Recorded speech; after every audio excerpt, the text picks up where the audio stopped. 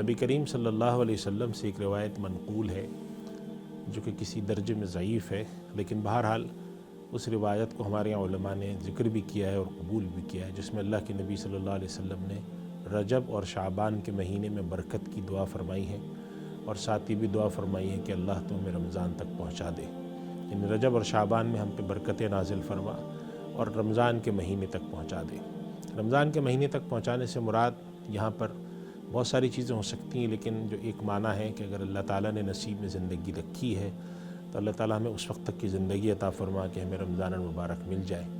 اور اس کے ساتھ ساتھ یہ کہ اللہ تعالیٰ عافیت کے ساتھ، صحت اور سلامتی کے ساتھ وہ مہینہ ہمیں نصیب فرمائے، تاکہ اس مہینے کی جو عبادات ہیں، اس میں دن کے روزے ہیں، رات کا قیام ہے، تلاوت ہے، نوافل ہیں، وہ ساری کی ساری خیر و برکات انسان سمیٹ سکے۔ اس لیے کہ رمضان المبارک کے اندر جو عبادتیں ہیں، خصوصی طور پہ جو رمضان میں روزہ ہے اور رات کا قیام ہے،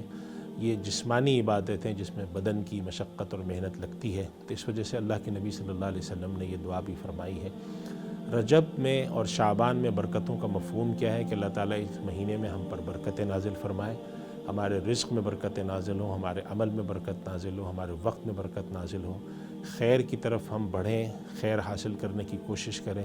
اور ان مہینوں میں ہم خاص طور پہ محنت کر کے اللہ تعالیٰ کے حضور نیک اعمال پیش کریں تاکہ اللہ کی طرف سے ہم پہ برکتیں نازل ہوں۔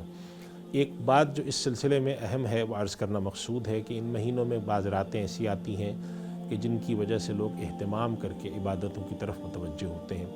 تو یہ بات ذہن میں رکھنی چاہیے کہ ایسی جتنی بھی عبادات ہیں یا ایسی راتیں ہیں، ایسے دن ہیں، یا ایسے ایام ہیں جن کی کوئی فضیلت آئی ہے، جن میں مثلا روزے رکھنے کا حکم ہے، یا مثلا قیام کا حکم ہے، یا نوافل کا کوئی ذکر ہے، تو ان عبادات اور ان دنوں کو جس طریقے سے ہمارے یہاں منانے کا رواج ہو رہا ہے، یہ قابل سوال بات ہے۔ یعنی منانے کا مفہوم کیا ہے کہ لوگ باقی عبادات، چاہے وہ واجبات میں سے ہوں، چاہے فرائض ہوں، اس کے معاملے میں غفلت برتتے ہیں۔ 5 وقت کی نماز ہے تو 3 وقت کی پڑھ رہے ہیں یا 2 وقت کی پڑھ رہے ہیں، نوافل کی طرف توجہ نہیں، واجبات کی طرف توجہ نہیں ہے، تلاوت سے تعلق نہیں ہے، اور جیسے یہ دن آتے ہیں اس میں بالکل اہمیت کے ساتھ لوگ متوجہ ہوتے ہیں۔ تو یہ سمجھنا کہ ان دنوں میں اگر میں کوئی عبادت کروں تو وہ میرے لیے کافی ہوگی، باقی دنوں میں میں غفلت کا مظاہرہ کروں، ہمارے دین کی یہ تلقین نہیں ہے۔ ہمارے دین کی تلقین یہ ہے کہ جو اللہ تعالیٰ نے فرائض اور واجبات رکھے ہیں، جو اللہ تعالیٰ نے نمازیں فرض کی ہیں، جو نمازیں واجب کی ہیں، اور جو کچھ بھی عبادات ایسی ہیں جن کا تعلق نوافل سے ہے،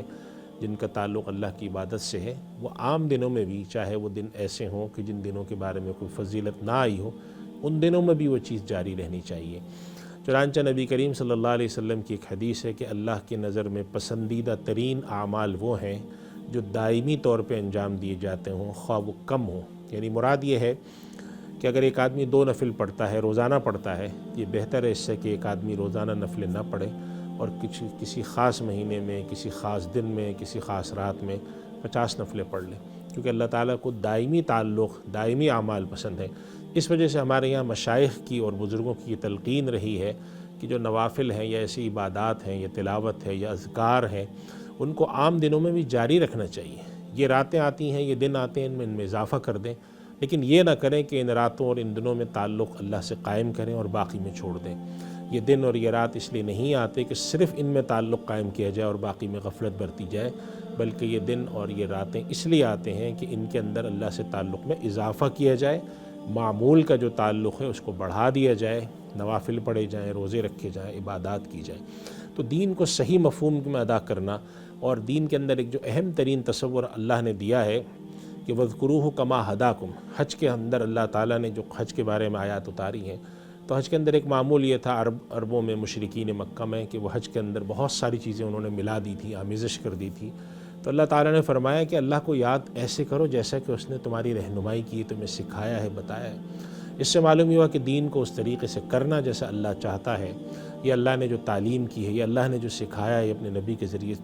ہمیں تعلیم کی ہے، اس طریقے سے کرنا اللہ کی نظر میں زیادہ قابل قبول ہے، بجائے اس کے کہ ہم اس کی اپنی کوئی تعبیر نکال لیں، اپنے طریقوں سے عمل کرنے کی کوشش کریں، اپنے طریقوں کے مطابق اس کے پر عمل پیرا ہوں، تو اس نتیجے میں اللہ کی طرف سے ملنے والی فضیلت اور اللہ کی طرف سے ملنے والے ثواب میں کمی ہوتی ہے۔ ایسا نہیں ہے کہ اگر آپ ان دنوں میں اعمال کریں اور باقی دنوں میں نہ کریں تو یہ اعمال قبول نہیں ہوں گے، بالکل قبول ہوں گے۔ اللہ تعالیٰ ان میں بھی خیر و برکت ڈالے گا، لیکن زیادہ بہتر شکل یہ ہے کہ باقی معمولات زندگی بھی جاری رکھیں، باقی دنوں کی عبادات، نوافل، ان چیزوں سے اللہ سے تعلق رکھیں، اور ان دنوں میں جب موقع ہو تو اضافہ کر لیں۔ اللہ تعالیٰ ہمیں عمل کی توفیق عطا فرمائے۔ وآخر دعوانا الحمدللہ رب العالمین۔